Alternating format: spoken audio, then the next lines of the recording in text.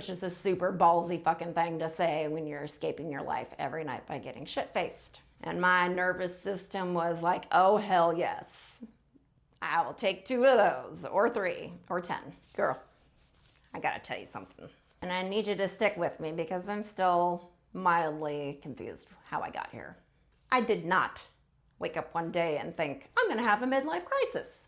It didn't arrive like a decision. It arrived like I was opening my emotional fridge one day and looking in there, there's a whole new situation going on here. I was using that shelf. And suddenly there was existential dread sitting next to my almond milk. And at first I thought I knew what was happening because us humans love simple explanations.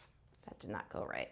So I made the decision. Oh, I know what it is. It's my marriage. I was very confident in that and very wrong. Let me back up a little bit because from the outside, my life looked fantastic. Aggressively fantastic. The kind of fantastic where people think I probably have matching pajamas with my husband and decorate for every season. Meanwhile, I'm at my kitchen sink pouring my 10th glass of wine. What if I just didn't exist for a while? And like that kind of way. More like I just like to log out for a little while. And then something crazy happened. I found a kind of wine that I liked the taste of. And my nervous system was like, oh hell yes. I will take 2 of those, or 3, or 10. And just like that, overnight, I became an alcoholic. Not fun drinking, not social drinking, just a good old-fashioned disassociation type drinking. And here's the first thing that I didn't notice at the time. I didn't think I had a drinking problem. I thought I had a marriage problem. I thought I had a life problem, which is a super ballsy fucking thing to say when you're escaping your life every night by getting shit-faced. But I was still functioning. Oh yes, I was. That's the shit that messes with you. Because I was still doing everything right. Well, that could be argued probably. But I was just slowly disappearing into the background of life. Like the ugly curtains on the wall at your grandparents' house. That was my joke. That was not a good one.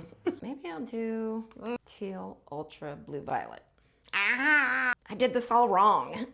So let's talk about my marriage theory, because this is where I totally doubled down on being totally fucking wrong. See, my husband is very introverted, very much a homebody, very much like, why would we leave the house?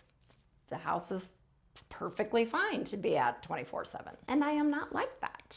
I like people, energy, things to do, places to go, people to see, plans that require stamina and some emotional preparation. Plans that require shoes and real clothing and a little bit of emotional stamina. But that didn't happen, at least not very often. Over time, I just started shrinking. It doesn't feel like loss in the moment. It feels like I'm being agreeable. I'm being easygoing. And then one day you wake up and you're like, I haven't left the house in a couple of weeks and I haven't done anything spontaneous in 5 years. And then it hit me. A thought that should have been in my brain a long time ago. But I thought, I'm almost halfway done. No, I'm over halfway done with my life. Anybody else thinking you had like you're 100 years old to figure things out and do things and get shit done? I did. I thought I had till 100. And one day I woke up with a slap of reality to my face. And I'd be damn lucky to make it to 80. And if so, that means my math was not mathin', people. I realized I was over halfway done. And I had a full-blown fucking meltdown. I had more time to become the person I wanted to be. So obviously I did what any rational person would do. I asked my husband for a divorce.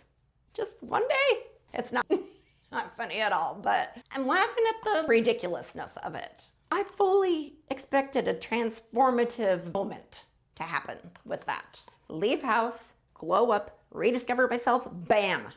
I'm the person that I've always wanted to be. See how easy that is? Sister. Instead I cried because when I left, guess what? My problems did. They followed me to my place. They followed me to my new place of residence. And I just cried. I cried every waking moment. Car, shower, work, car again, Costco parking lot, in the car. Plot twist, right? No, not.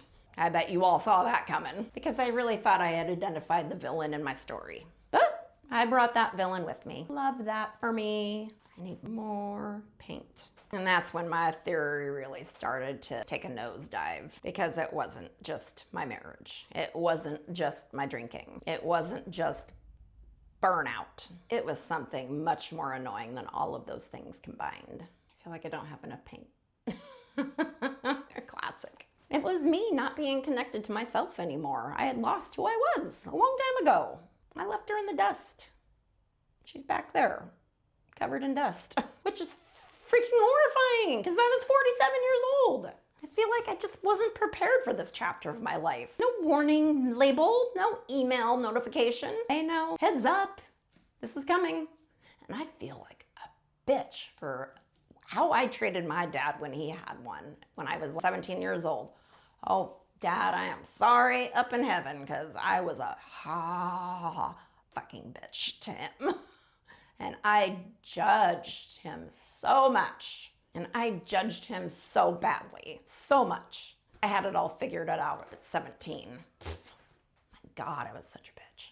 So back to my story. So while we were separated, my husband called me one day and said something that completely derailed my evolution of Leslie. He said, I don't understand why you won't let your best friend help you go through whatever it is you're going through. On the floor, talk about emotional intelligence that I did not have at that moment or for the last couple of years. Because I had built this whole narrative in my brain about I was being trapped by all these things, and if I just untrap myself, then finally I will be happy. And then he busted in the door with, hey, I'm your best friend. What are you doing? And that was the moment things changed. Well, one thing changed.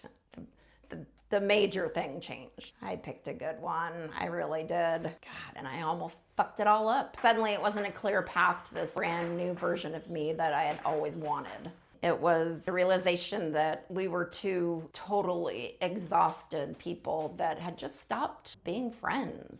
We stopped functioning like humans. We stopped functioning like a married couple, which is way less dramatic, but way more accurate. So I came home, and that was hard. Leaving was hard, but coming home was hard too. Leaving had an adrenaline, had plot, had anticipation. It had momentum.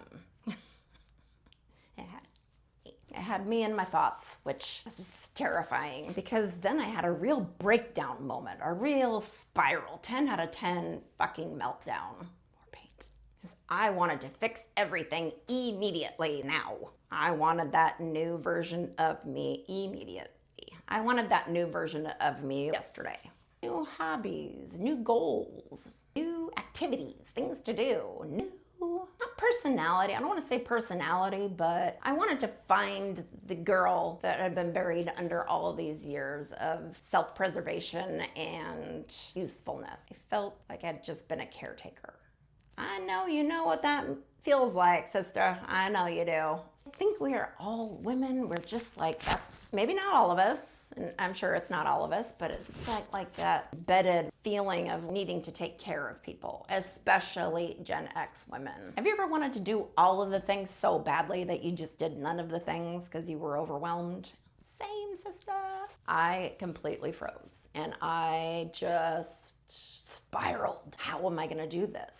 My husband asked me one little tiny question that kind of changed everything. And that was, what is one tiny thing you can do right now that would move you forward? Just one little thing, anything. Not later, now. And I hated that because it was not everything. I wanted more. I wanted life-changing revelations. And instead I got an assignment. So I texted my son's drum teacher and asked him if he taught adults. That was it. That was the only thing I did. And he replied back in all caps, absolutely, it's never too late. That's it. No blow up moment, no revelation, but it was one tiny thing. So I started doing other tiny things because it snowballs. It really does. Not dramatically, not revelatory, but tiny things that build on each other. My husband started taking on more of the mental load, and I also asked for help for the first time in a really long time. We started grocery shopping together. We started painting together. We started just talking again. We started acting like best friends and not just like exhausted roommates. And here's the thing I keep coming back to. I don't think my midlife crisis was about alcohol or marriage or burnout. It was me slowly realizing that I had become someone I didn't recognize while still showing up as her every day, which is a super efficient way to lose yourself. I highly recommend not doing that.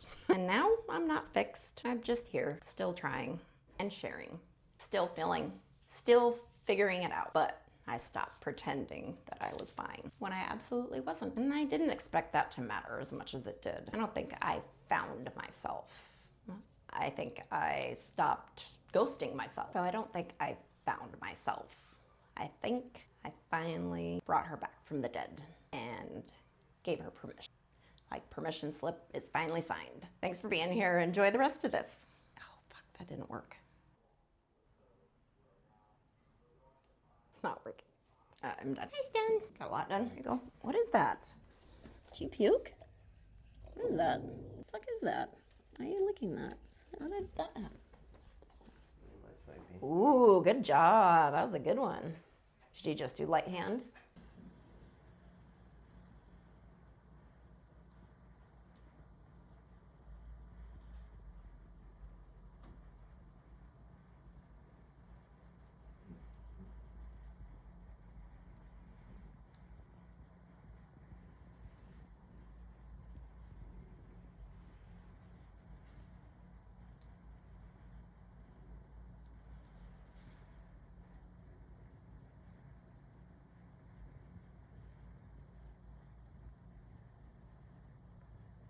Sorry for the light.